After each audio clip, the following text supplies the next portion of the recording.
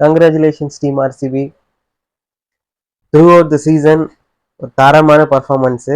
பேட்டிங்காக இருக்கலாம், பவுலிங்காக இருக்கலாம், ஃபீல்டிங் எல்லாத்துலேயும் ஆல்ரவுண்டர் ஷோ தான் ஆர்சிபி டீம் இந்த வருஷம் ஐபிஎல்ல.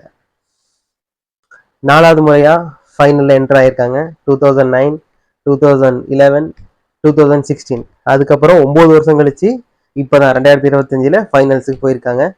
இன்னைக்கு நேற்று நைட்டு பஞ்சாப் கிங்ஸ் அவங்க அகெயின்ஸ்ட் வின் ஆகிட்டு ஃபைனலுக்கு போயிருக்காங்க. Next Tuesday final. கோஹ்லி வந்து என்னோட ஃபேவரெட். கெயிலா இருக்கட்டும், இல்லை ஏபி டிவிலியர்ஸ், அப்புறம் கோஹ்லி, இவங்க 3 பேர் தான் ஆர்சிபியோட வந்து ஒரு அடையாளமாக இருந்தாங்க.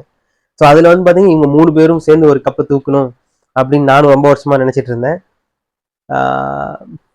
நான் மட்டும் இல்லை, ஆஸ் அ கிரிக்கெட்டில் ஒரு ஆர்சிபி ஒரு கப் வின் ஆனாதான் என்ன, அவங்களும் ஒரு கப் வின் ஆகலாம்ல. எல்லாம் 2 டீமுங்க 5 கப் வின் ஆகி, இன்னொரு கேகேஆர் 3 கப் வின் ஆயிருக்கு.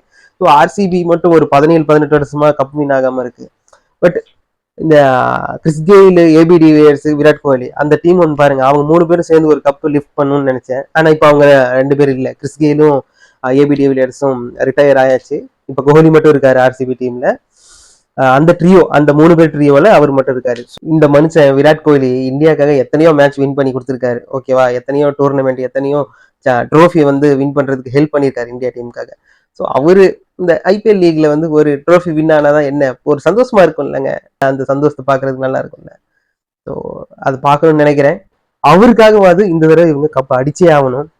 இந்த ஒரு டீம் பாருங்க, பயங்கரமான ஒரு டீம் அமைஞ்சிருக்கு இந்த வருஷம். பார்த்தீங்கன்னா ஆர்சிபி இது எல்லாரும் பர்ஃபார்ம் பண்றாங்க. ஒருத்தர் 2 பேர் இல்லை, அவங்களுக்காக வந்து கப் வின் ஆகணும் அப்படின்ட்டுலாம் இல்லை. எல்லாரும் பர்ஃபார்ம் பண்றாங்க. இந்த டீம் வந்து டிசர்விங்.